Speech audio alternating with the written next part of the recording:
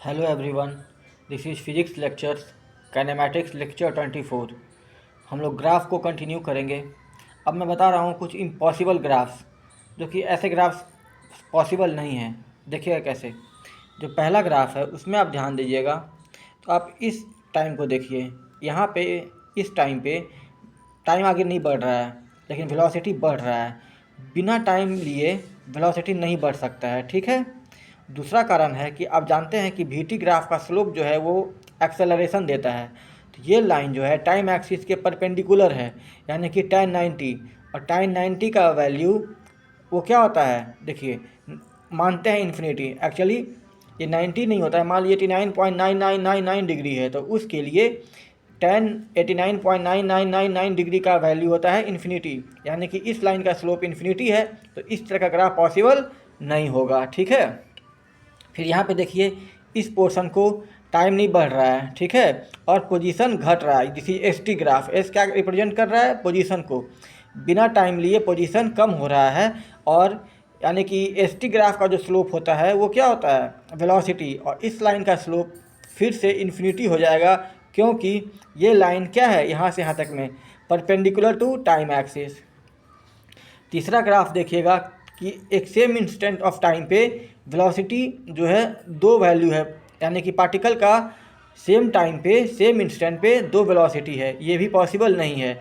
तीसरा ग्राफ देखिएगा कि सेम टाइम इंस्टेंट पे पार्टिकल का पोजीशन दो पोजीशन है, ठीक है, यानी कि सेम टाइम पे पार्टिकल दो जगह प्रेजेंट है।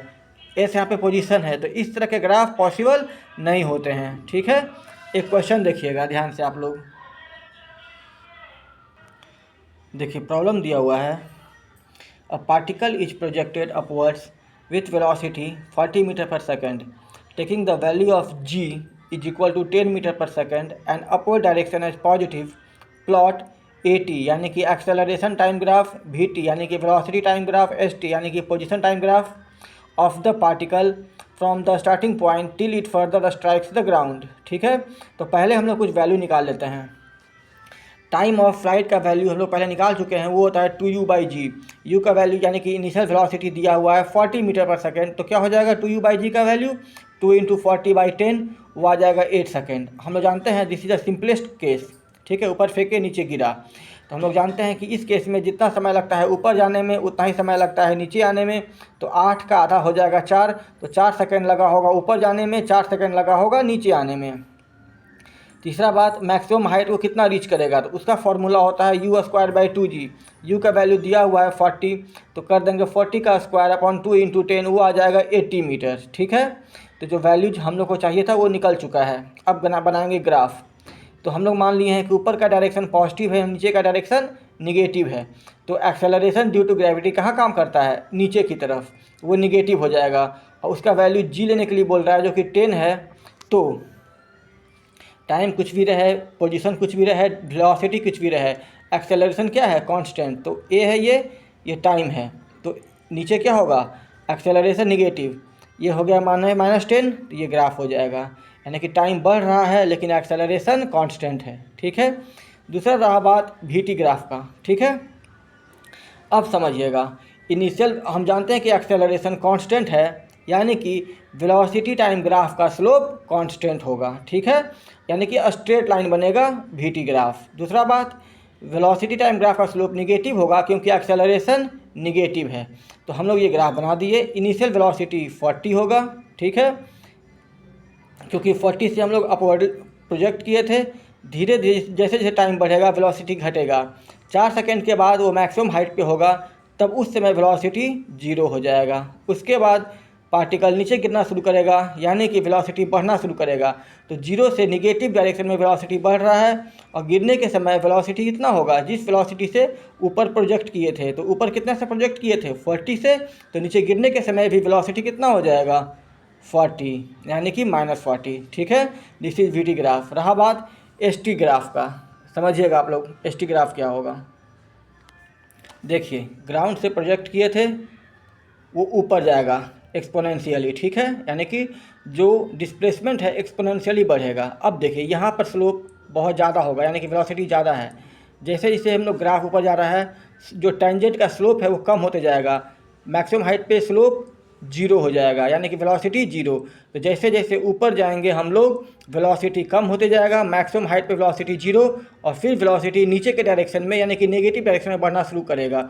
4 सेकंड के बाद वो मैक्सिमम वेलोसिटी पे होगा, सॉरी ये मैक्सिमम हाइट पे होगा, और उस समय उसका हाइट जो है मैक्सिमम हाइट कितना है 80 मीटर जो पहले निकाल चुके हैं, और 8 सेकंड के बाद वो फिर से नीचे गिर जाएगा। So these were the 3 graphs. ठीक है, एक और क्वेश्चन देखिएगा आप लोग। सवाल दिया हुआ है the acceleration time graph of a particle moving along a straight line is shown in the given figure, draw the respective velocity time graph. देखिए, अगर इस ग्राफ को ऑब्जर्व करेंगे हम लोग तो 0 से 2 सेकंड के बीच में एक्सेलरेशन है 2 मीटर पर सेकंड स्क्वायर। ठीक है, 2 से 4 के बीच में एक्सेलरेशन 0 है, फिर 4 से 6 के बीच में एक्सेलरेशन जो है वो -4 मीटर पर सेकंड स्क्वायर है। इसको देख के हम लोगों को वीटी ग्राफ बनाना पड़ेगा। ठीक है, बनाना है तो ध्यान दीजिए, t बराबर 0 से t बराबर 2 तक एक्सेलरेशन कितना है 2 मीटर पर सेकंड स्क्वायर। हम लोग जानते हैं कि v का वैल्यू होता है u प्लस ए टी। ठीक है, इनिशियल वेलोसिटी 0 है, एक्सेलरेशन का मान 2 है, 2 सेकंड के बाद हम लोग को वेलोसिटी निकालना है तो लिख दिए 2 × 2। ठीक, वो आ जाएगा 4 मीटर पर सेकंड, यानी कि 2 सेकंड के बाद t बराबर 0 से चलना शुरू किया था, t बराबर 2 पे वेलोसिटी जो हो जाएगा वो 4 मीटर पर सेकंड है। 2 से 4 के बीच में एक्सेलरेशन 0 है, यानी कि 2 सेकंड के बाद जो उसको वेलोसिटी मिल चुका है उसी वेलोसिटी से वो चलते रहेगा। कब तक? 4 सेकंड तक। ठीक है, अब रहा बात t बराबर 2 से t बराबर 4 सेकंड के बीच में एक्सेलरेशन 0 है, तो वेलोसिटी जो वो एक्वायर कर चुका होगा 2 सेकंड के बाद वही रह जाएगा, वो कांस्टेंट क्वांटिटी कितना है 4 मीटर पर सेकंड। अगला बात करेंगे फिर 4 से 6 सेकंड के बीच में, तो 4 से 6 सेकंड के बीच में हम लोग देख चुके हैं कि एक्सेलरेशन का वैल्यू है -4 मीटर पर सेकंड स्क्वायर। ठीक है, तो हम लोग 2 केस निकालेंगे। पहला केस कि भाई एक्सेलरेशन निगेटिव है, यानी कि रिटार्ड करेगा, वो वेलोसिटी को कम करेगा। तो हम जानना चाहते हैं कि वेलोसिटी 0 कब होगा, क्योंकि 4 तक तो है ही, 4 उसको मिल चुका है। अब वो वेलोसिटी घटना शुरू होगा क्योंकि बॉडी रिटार्डेड है या पार्टिकल रिटार्डेड है। तो किस टाइम पे वेलोसिटी 0 होगा, तो हम लगा देंगे v बराबर u plus A T. You का मान 4 है, जो कि 4 सेकंड के समय उसका वेलोसिटी था, ए का मान -4 है, टी निकालना है। यहाँ से आ जाएगा टी का मान 1 सेकेंड, यानी कि 4 सेकंड से हम ऑब्जर्वेशन शुरू किए हैं, तो 4 सेकंड से 1 सेकंड बाद यानी कि 5वें सेकंड पर वेलोसिटी 0 हो जाएगा। दूसरा बात, 6 सेकंड के बाद वेलोसिटी कितना होगा ये हम लोग को जानना है। तो v एट 4 सेकंड जो है, यानी कि उसको u मान लिए हैं, वो कितना है 4, एक्सेलरेशन कितना है -4, और हमको 6 सेकंड के बाद निकालना है, यानी कि 4 से 6 के बीच का बात कर रहे हैं। तो 4 से 6 के बीच का डिफरेंस टाइम इंटरवल कितना है 2 सेकंड। यहाँ से आ जाएगा v का मान -4 मीटर पर सेकंड, यानी कि 6 सेकंड के बाद वेलोसिटी का कितना होगा पार्टिकल का -4 मीटर पर सेकंड। अब देखिए, इसके करस्पॉन्डिंग हम लोग वीटी ग्राफ बनाएंगे। तो corresponding VT graph will be, ये मेरा वेलोसिटी एक्सिस है, ये टाइम एक्सिस है। 0 से 2 सेकंड के बीच में एक्सेलरेशन है 2 मीटर पर सेकंड स्क्वायर। हम लोग जान चुके हैं कि 2 सेकंड के बाद वेलोसिटी 4 है, तो ये बना दिया स्ट्रेट लाइन, क्योंकि स्ट्रेट लाइन का स्लोप कांस्टेंट एक्सेलरेशन रिप्रेजेंट करता है। वो कितना है 2 मीटर पर सेकंड स्क्वायर। फिर 2 से 4 के बीच में वेलोसिटी कांस्टेंट है, क्योंकि एक्सेलरेशन 0 है, जो कि हम लोग ऑब्जर्व कुछ कर चुके हैं ग्राफ से, एटी ग्राफ से। उसके बाद यहाँ से बॉडी का रिटार्डेशन शुरू हुआ, यानी कि वेलोसिटी घटेगा। 5 सेकंड के बाद वेलोसिटी 0 हो गया, लेकिन फिर भी वो बॉडी रुका नहीं है, क्योंकि उस रिटार्डेशन अभी भी काम कर रहा है, तो वेलोसिटी घटेगा 0 से, यानी कि -1 -2 होगा। 6 सेकंड के बाद वेलोसिटी हो जाएगा -4 मीटर पर second. So this was VT graph.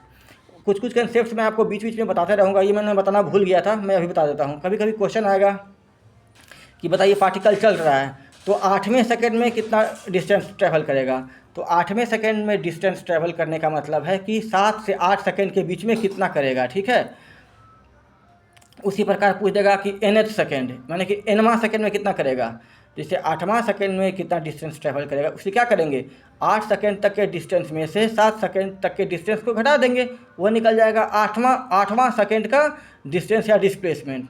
वही हम लोग निकालना चाह रहे हैं, displacement covered in nth second. तो क्या करेंगे उसके लिए, n सेकंड तक के डिस्प्लेसमेंट में से n-1 सेकंड तक का डिस्प्लेसमेंट घटा देंगे। तो n सेकंड में कितना डिस्प्लेसमेंट कवर करेगा ut plus half A T square. अगर बॉडी कॉन्स्टेंटली एक्सेलरेटेड है तो क्या हो जाएगा un plus half A N square minus, अब n-1 डाल देंगे क्योंकि हमको निकालना है 0 से n-1 सेकंड तक का डिस्प्लेसमेंट। तो क्या हो जाएगा minus u into n-1 plus half a into n-1 का होल स्क्वायर। इसको ब्रैकेट को खोलेंगे, सब एक्सपेंड करेंगे, UN से UN कट जाएगा, हाफ ए एन स्क्वायर से half A N square cut जाएगा, ओवरऑल वैल्यू कितना बचेगा, u plus A by 2 into 2n minus 1। ठीक है, तो मान लीजिए कहीं इसी क्वेश्चन आपसे पूछ देता कि बताओ तीसरे से, या इस क्वेश्चन में जो ग्राफ वाला प्रॉब्लम है, ये बताओ चौथा सेकंड पे जो है ये चौथा सेकंड पे वैल्यू, ये पार्टिकल जो है मैक्सिमम वेलोसिटी पे है, तो बताओ तीसरे से चौथे सेकंड के बीच में कितना डिस्प्लेसमेंट कवर करेगा। तो कुछ नहीं, जो फॉर्मूला आया है यहाँ पे u का मान कितना दिया हुआ था 40, a का मान डाल देंगे कितना है -10, n का मान डाल देंगे कितना 4, क्योंकि हमको चौथे सेकंड का डिस्प्लेसमेंट निकालना है। उसी तरह से ये सॉल्व हो जाएगा। तो मिलते हैं हम लोग फिर नेक्स्ट वीडियो में। Till then thank you.